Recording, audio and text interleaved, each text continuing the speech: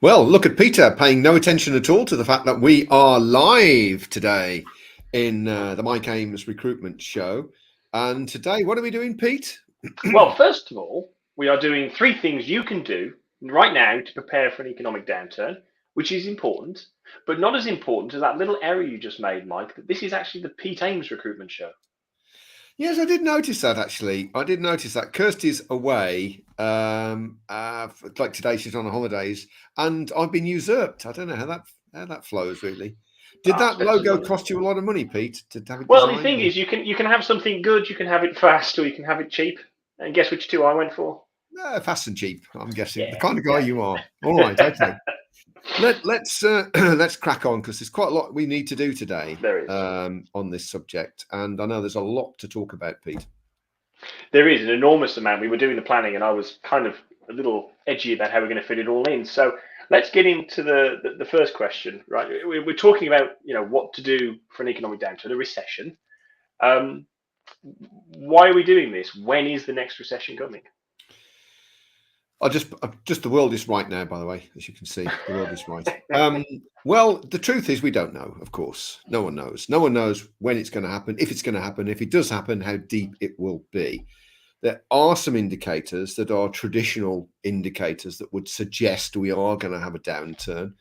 The price of copper has dropped by 6% this year, having surged last year. So there could be all sorts of reasons for that, but that's an indicator.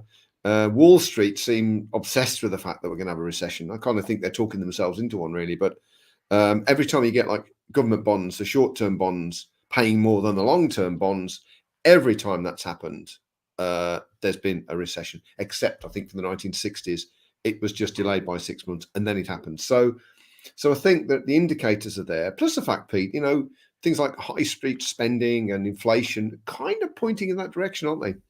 Yeah, I mean, for the UK economy, it's so heavily dependent upon consumer spend, and clearly people are spending less. It can't not have a knock-on impact. So that's a huge thing. And then there's the more macroeconomic views. You've got reports coming out of people like RSM. They're showing that business owners, there's a downward turn in confidence. And you've heard some things from certain areas of recruitment. Yeah, legal profession particularly, because the lawyers see things really early on. I know for a fact that there's less property deals going through now in some areas than there were, because people are just thinking, you know what, let's not bother, let's keep the money in the bank and let's not worry about buying anything just yet. So it might come to nothing. And certainly if you happen to be right at the end of the chain in recruitment, you're probably seeing nothing at all as yet. So Engineering and IT, very typically late in economic impact, yeah. Well, it depends what you do in IT. If you're project based in IT, then you'll get it earlier because people just say, you know what, we're not going to do that project right now. So things to look out for, and we need to press on them. But things to look out for are conversations around we were going to hire someone, but we're just going to sit on that for a bit, or we just had a bit of a change of mind. Can we delay that requirement or whatever, or that project that you're working on for us? So as soon as you kind of hear that kind of conversation, there's a very good chance that the alarm bell should be ringing somewhere. Yeah, but the key here is that we're not seeing it right now. No, it's very, very early days. And that kind of begs the question, sort of, why are we talking about it then? Why are we doing this show? Right, so two things really. The things I'm going to suggest you do, I could argue you should do every year as an annual drive really to make yourself more profitable, and probably more secure. So I don't think there's any harm in that at all, really. But I just, as an owner of a business, your time horizons are much longer than an employee. So an employee, it might be the end of the day when they can go home, at the end of the month when they get their commission checks in, or the end of the quarter when their forecast comes to an end. That's fine. But as a business owner, you have to look a lot further forward and assess risks in two ways. First of all, how likely is that risk to actually come about? How likely is it to happen? And if it does, what are the consequences? So if you've got something which is a high possibility and there's any kind of damage, you should mitigate for that. However, if you've got something which is kind of a low possibility, but there's a high consequence of failure, the consequence will be quite catastrophic for you, then again, you should mitigate for that. So as a business owner, it's your job to look forward all the time and not just look at the figures this month or next month or the month after, but much further on. And if you do that, and if you take notice of the indicators, then yes, you should be doing something right now. Yeah. Okay. So we're in the of the two. We're in the it's likely to happen, but we're not anticipating a big one, are we? Well, I don't know. It's somewhere in the middle there. Yeah, somewhere in the middle. But as I said, I probably wouldn't bother right now. But these are good things to do anyway, quite frankly. So yeah, let's go for it. They are. They're all going to have an impact. Well, speaking of the things, we said there were three: cash, clients, and consultants. So, should we dip into the first of these, please? Can you sort of explain what you mean by cash? Cash. Cash. Dirty, filthy cash. Yeah. And by the way, if you've got any questions or comments or thoughts, whack them in the comments there. Pete will bring them up. Probably have a little gap after this in case anyone's put something in there. Right. So, three things with cash. I mean, all of this is about hoarding cash and keeping cash and having cash. Because the more cash rich you are, if a disaster, or not even a disaster, if there's a slowdown that comes, the more prepared you are for it. And we look back to 2020, and those companies that did well during that process and that time, and when we came out of it, were the ones that got the most money. And we had nothing. We lost all our clients.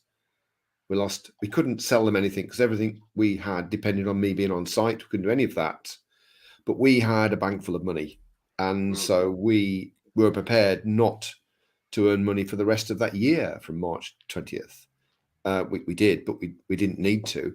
That's the situation that you need to be in. So there's three things that you need to cash. First one, I recommend you have at least 6 months cash, operating cash in the bank.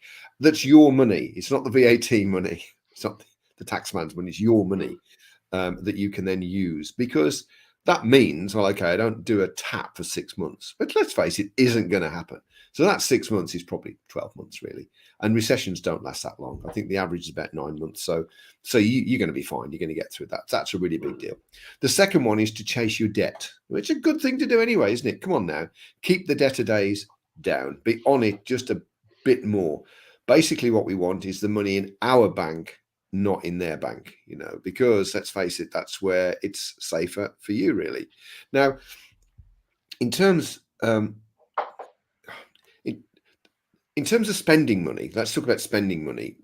What you also need to do, I don't know how to put this really, is keep your committed spend to a minimum, right? So what that means is, the classic example from the time when just before the last recession, the artificial one, if you will, was office space. Oh yeah, office space. Yeah, that was the classic one. So yeah, it was better to pay a little more to have something that was on 3 months than it was. Yeah, and just we immediately didn't we resigned from gave them notice from our little office. We were out in 3 months really, and I cut a deal for that 3 months as well. So we, that committed spend in office space. Should you take that bigger space on? Well, no.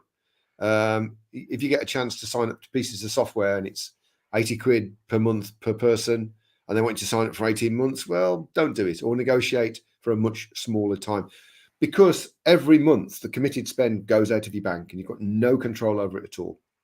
The only control that you've got is to wind the business up or try and negotiate with these suppliers to try and end the contract or change the way in which you pay, which neither of those works out terribly well most of the time. So committed spend, keep it to a minimum. We're not saying forever, 3 or 6 months till we'll see how the land lies. But right now, if you've got a choice, say no is my suggestion for that. Yes, I agree with that. So have money in the bank and have a big red button plan you can hit to just remove all extraneous costs and make sure that they're flexible costs that you can get out of very quickly. Yeah. Okay. Yeah. So that's cash, which absolutely is the life. Cash flow kills businesses, not profit, isn't it? That's the thing. Yeah. Businesses. So that's why cash is so important. Along with falling out with your partners, it's the single biggest reason that small businesses fail. Yeah. The next thing we had on the list was consultants. So can you just talk a little bit there, what you mean by that? Yeah, I can. Excuse me. Yes, I can. Right. So a lot of companies have grown headcount over the past year or so. And one of the side effects of growing your business that quickly is you become less efficient, less productive, right? So turnover will have gone up. Sometimes profits have gone up in line with turnover, sometimes not. But your profitability as a business has either flatlined or actually dropped. It's called a scissor company, where your turnover goes up, your revenues go up, your profits go down as a percentage, and sometimes in real time. So what we need to do is to drag that back. We need to be as efficient as we can. And as I said, it's a good thing to do anyway, to every now and again just have a little bit of a stock take and see where you're at and see if you can boost efficiency. But right now, excuse me, going into recession, the last thing we want is to be inefficient. Yeah. So there are some metrics that we can use to help us do that. And that's the first tip, really.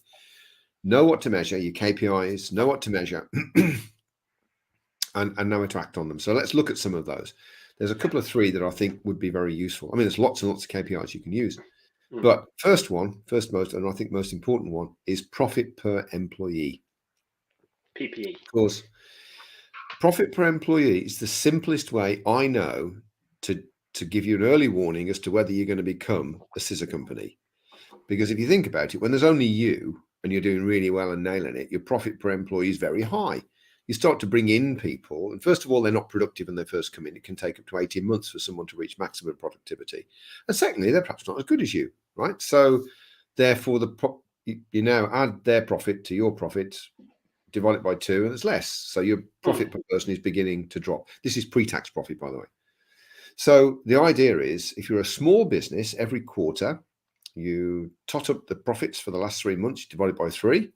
You tot up the average employees for the last 3 months and divide it by 3. It gives you an average employee and an average profit. Divide one into the other, you get your profit per employee. It's one of the simplest metrics I know, and yet it's massively powerful. Excuse me. So my suggestion to you is to measure that, and that will give you an indicator as to what's happening. And your job is to get that profit per employee up. And when you take someone on, particularly if you're a small business, it's going to drop quite significantly. Then don't hire anyone else until you've got it back up again, because all that happens is you hire people and build reduced productivity on top of reduced productivity. So you become less and less profitable. Very dangerous at any point, specifically dangerous for small businesses heading into a recession. Okay. You've got no breathing room. Say again? You've got no breathing room, no breathing space. That's right. Yeah. So the next one is around the next metric that you can use is around contribution. Now, this contribution used to be a thing that we did years ago. It seems very popular. You measure the contribution that each person in your business makes. Seems to have tailed off a little bit in recruitment, which is a shame. I've mentioned it to people in the past, and I think that it's tailed off sufficiently that there are a few who don't actually know what it is. So can you just clarify what contribution is? Yeah, and why it's important. Sure, I will. Yeah. So, okay. So contribution means that if you think of your employees as a unit of work, so it's not a nice way to view it, but just for the sake of argument, right? A unit of work. Then that unit of work will give you a return on the investment that you make in it. Okay. So like a machine, you buy a machine costing you so much, you want to get so much back from it. That unit of work, the return on an investment is the contribution. So somebody brings in 100 grand of fees and they cost you all in 60 grand. So that's salary, commission, national insurance, LinkedIn licenses, blah, blah, blah. Any costs that's attributable to them, then if they cost you 40 grand, then their contribution is 60 grand. Right. So it's dead easy. Now, why do we measure that? Well, because if we measure that across all of our employees, we'll see that some people deliver more contribution than others, and they don't necessarily correlate to what you pay them. So you get the big biller, pay them a lot. Their contribution is less than someone who gets paid less, makes less fees, but they actually give a bigger contribution. So it's useful to see what return your investment you're getting off people. The second reason is that there's a rule of thumb that I always try and operate by, is that your least well-performing consultant should be performing 80% or more as well as your best performing consultant. Again, averaged over 3 months, over a quarter. And if they're not, then you can dive in and do something about it, right? You can fix that problem. But what happens is when you bring a lot of people in, their contribution per person tends to drop. It's very common. If you do this exercise in your business, which is very quick to do, then you can see, and quite often there's a wide range of people that contributions are not where they need to be. That means you're not getting the maximum return of the investment you're making the people that you have. Not good to do at any point in time, but particularly not good to do as you head into a recession, just like with not having enough cash. Yeah. So it's effectively managed by exception. Contribution allows you to manage by exception in a very targeted way. Yeah, it does. Yeah, and it means that it just means you just are making more from the people that you have. Now, allied to that, one last metric that you can bring out, and then we're going to move on to other things. But the last metric is around fill rate for those people that do contingent work. Quite often in this kind of market, your fill rate will drop. The number of vacancies that you basically make money out of. And if you measure that per consultant, if you measure that per type of requirement that you work on, and if you measure that on type of a client that you work with, you often see that you're more efficient with certain types of vacancy than others, and you'll often see you're better with certain types of clients or certain clients than you are with others. And some consultants will be better than others.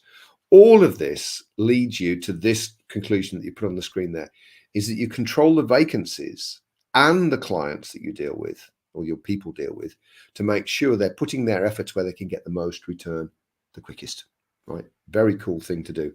Now, that also leads us then to the third of these things around your consultants, and that's coaching and training. Once you've got this data to tell you what the heck's going on, then it's about coaching and training, and as it says, they're managing people to make sure that they're very focused on what they should be doing and they're as good as they can be. So clearly, if someone's conversion ratios or fill ratios have dropped, or clearly if their contribution is on the slippery slope, then you need to do something about it. You need to understand why there's a problem and fix it. That's the kind of thing. So just to summarize up very quickly, in terms of the consultants, the idea is to get the maximum return off each person that you can. Okay. Well, just to go back to that, actually, we've had a question from Luke. What do you mean by the worst performing person should be working within 80% of the top consultants? Okay, could you just go back to that one? Yeah, sure, Luke. Thanks, Luke. Right. So, okay. So if your best consultant, I'm using figures that are easy for me to calculate because I'm old, really.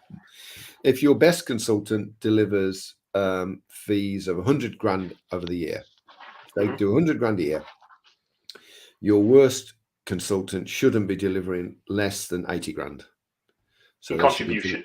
In contribution. Sorry, in contribution. Not turnover, it's the contribution. So the top biller might be billing 300, but you're paying him 200. Well, you wouldn't do it that way. You wouldn't do it that way, but yeah. Well, to be fair, you can do it on fees or you can do it on contribution. I prefer contribution because that takes into place the costs. If you want to keep it, fast and loose, do it on fees, but really do the calculations around contribution and make it on the contribution. Yeah, so for sure. I hope that's okay, Luke. Yes. So let's move on. So I hope that has answered it, Luke. A few people have. Since we're having a quick pause for comments, a few people have just thrown in Gavin. Thank you, Gavin. Just reinforcing that suspicion that there are signs. GDP growth perspective. Yeah. We're not talking about on that one, Gavin's point. We're not talking about a recession. We're just talking about a slowdown. Worse than the top 7, I think, aren't we? Yes. Yeah. Absolutely. And then someone else has come in. I think that's a very good point. Yeah.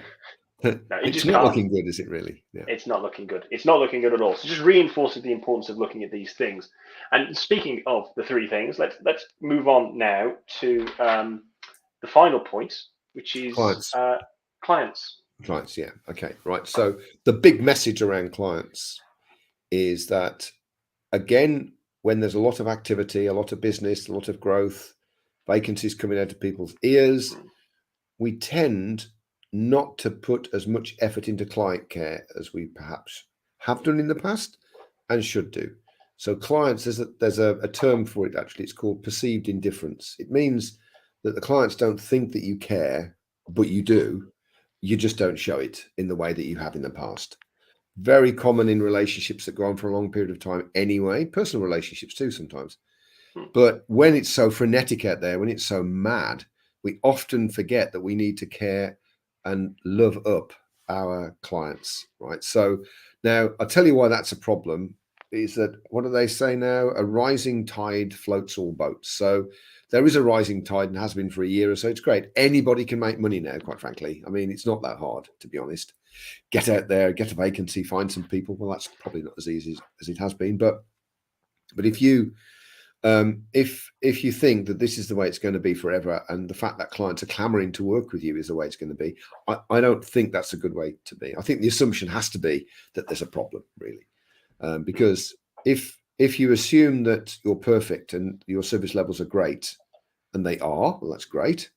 If you, on the other hand, assume that your service levels are not as good as they should be, and they're not, then you can deal with it, right? So it's very easy not to find something you think you don't have to look for. Yeah, it's very easy to not have any signs that you're not quite as good, or they're not quite as happy as you think they are, because you're not bothering to look. Whereas you do this. You do this on your VOTCs, don't you? You've been finding some very surprising things. That the tone of the VOTCs that you've been doing recently, that's a voice of the customer. So it's like an outreach thing that Pete does. It's safe to say that that's changed over the last few months, hasn't it? I think so. Yeah, there's kind of two trends I'm seeing. People used to feel a little bit more loved up, a little bit more attention, as you were saying. That comments have been made that not quite as much keeping in touch when there's not a roll on, which is a sign of extreme busyness.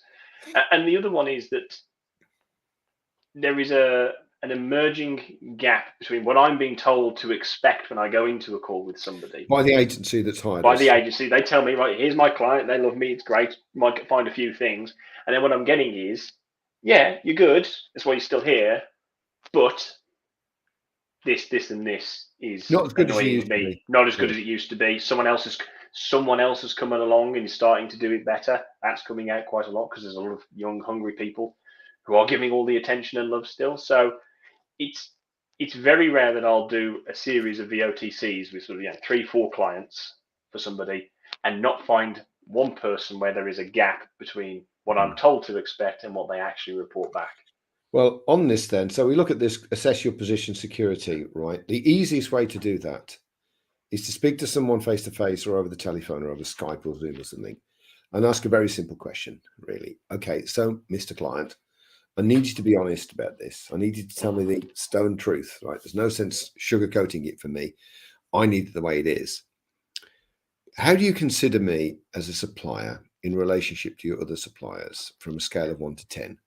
1 being you're the last person we use. We're only using you now because occasionally you come up with somebody and we're short of candidates, right? 10 being we come to you first. You're our chosen supplier. We really don't want to go into anybody else. We love what you do and how you do it, and we won't use anyone else unless we really have to. Ask them to score you between 1 and 10. It's a very brave thing to do, but it's because you're using a scoring mechanism like that, it does generate some very interesting results. Now, I'll guarantee that 99 times out of 100, your score will be between 5 and 9. If it's 5 or below, you're in trouble. If it's 9 or 10, you're where you need to be. So whatever you're doing, keep doing it. The interesting area, the area that we really should focus on, are the scores between 6 and 8, because they like you. You're okay. Well, obviously, if it's 6, not quite so much, but you're okay. But you're not where you need to be. You need to be the first choice supplier. Because if you're the first choice supplier, when the market drops a little bit, you still get the vacancies. And that's what you need. The stream of vacancies does not dry up if either the general economy drops down, or more often, actually, than not, it's not the economy, it's just the client you're dealing with is suffering a bit because of the sector that they're in. Either way, the vacancies are dropping, but you still get them. So the sooner that you know that, and the sooner that you've figured out what you can do about it, the better, really. Yeah. And they love being asked. They actually really, clients love to be asked, and to be asked in such a way that means you really want to know, and then to act on it. Oh, it goes down the storm. It does, yeah, it absolutely does. Well, you find that in the VOTCs, don't you? There's a lot of that. I do. Really. Yeah, a lot of that. They appreciate. What I've just asked you to do is like a mini VOTC. I mean, a VOTC is like half an hour, but this is like 3 minutes or something. And then you can talk about, well, okay, what can I do to lift the score? How can I improve my standing here? And that's when it gets interesting, because some of those things will be very easy, very quick, and you can do them. Some of them, not so much. But I mean, that's kind of a key thing. The second thing you can do, which is allied to that, which actually can be the same thing, which is begin to do formal quality or performance reviews if you don't do them. So these are the SLAs that we agreed, or these are the SLAs that we just run off, whether we agreed them with you or not, I don't know. but that's what we aim for. This is what we've done in the last quarter or the last 6 months or whatever it is. The period is dictated by the frequency. The frequency is dictated by the amount of work that you do with them. The more work you do with them, the more frequent these reviews should take place. Now, there are two benefits of those, one of which you're very keen on, aren't you, Peter, which I'll let you talk about in a minute. It's kind of a heads up thing, but the one is you're going to get any problems will come out. It also sends the message to your client, I really care about service levels. It matters. What you think matters, and we're doing this to understand what we're doing and what we need to improve on. And also, perhaps we could give you some suggestions and things of the way you can improve things and make our lives a little easier. So it's a two-way street. But there is another benefit of doing these reviews, isn't there, Peter? Yeah, there is. They allow you to get a real insight into what's coming down the track for the company and the client. When I do these, well, I don't do this, but I kind of semi-do this on VOTCs. But when you are doing the performance and the quality reviews, invariably the conversation turns to the next 6 to 12 months, which is what it should do. And it can be a big flag for what's coming down the track. So if genuinely there is a slowdown on its way and they're subconsciously or consciously starting to get a feel for it, next 6 to 12 months, I think we're probably going to consolidate for a little bit, actually. We're probably going to really work with what we've got and make the most of it. That's a sign. That's the language you're seeing, isn't it? That's the language you start to hear. I mean, at the moment, some of the ones I've done most recently, I've done a couple recently, and one there was kind of an inkling of that, and the other one there was no sign of it because industries are different. There is no, hard and fast rule about the UK economy that's useful to a recruiter. The bottom line is, if you do the review, whatever's there will come out, right? If you do it properly. Yeah, it will. And the last thing really is client care. Now, yes, I could spend the whole of the session on client care, and I've got like 2 minutes, I think. But I'll just say two things. Firstly, a lot of people, when it's busy, let's say when vacancies come through the door, client care can go out the window because we're so busy doing things that we forget that we need to make people feel loved up. And that simply means speaking to them and interacting with people and treating them as people and giving them space and time without badgering for work or interviews or have you seen the CVs or whatever. That is not client care activity. Client care activity is what you do when there is no work. Yeah. What is it that you do when there's no work? Or alternative, there's lots of work. It's just take time out and just ringing you, just see how the devil you are. What's happening? Or I've just seen this, and I know you're interested in it. Or we're going to do this thing. Would you like to come to it? Anything really, which is from you as a person to them as a person. That's real client care. It often gets neglected in a bull market. The people that will be remembered when all of this starts to die down are the people that are doing proper client care right now. So don't leave it until there's no work and then you're all over someone like a cheap suit. Get out there now and do it. So actually, and could I just pick up, there's a fourth point on clients, I think, which we haven't picked up, but we've spoken about a lot in the past, and Gavin's kind of reiterated this point. Client mix.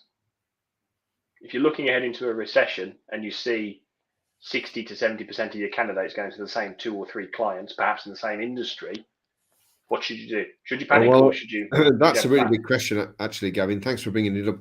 If you think of your client as a client estate, so we call it a client estate, so it's something you can manage and something you can decide what goes into it, then you do need to think about the makeup of the client estate in terms of, like you say, size. You don't want too many eggs in baskets, but you don't want too many small businesses small clients, because that's very hard to manage. It's not very efficient. You do need growers where you've got clients where you've got potential to grow and increase your footprint with that client. And so client management is very important. The downside with where we are now is to change that usually takes time. So I think you should look at it. It's good advice, Gavin, but it's a much slower change. It happens over a longer period of time. Excuse me. Yeah. So thank you for bringing that up, Gavin. And that's if anybody wants us to talk about that more in future, we absolutely can. So Mike, let's round off. We've covered quite a lot of ground. We've covered cash. We've covered clients. We've covered candidates. Well, if I can summarise that, right? Hoard your cash. It for us. Hoard your cash. Make your consultants more efficient, and show your clients some love. Yeah. So, yeah. Right, that's the top tip right there. Yeah. So we always end on the top tip. This show is not as smooth as when it's the Kirsty Ames show, is all I can say. That's all I want to say there, right? Hey, so we're all learning together, aren't we? You want to start somewhere, right? That's where you start. You start where You measure the profit per employee. It's dead easy to do. You can do it now if you like. And you start to measure contribution for your consultants.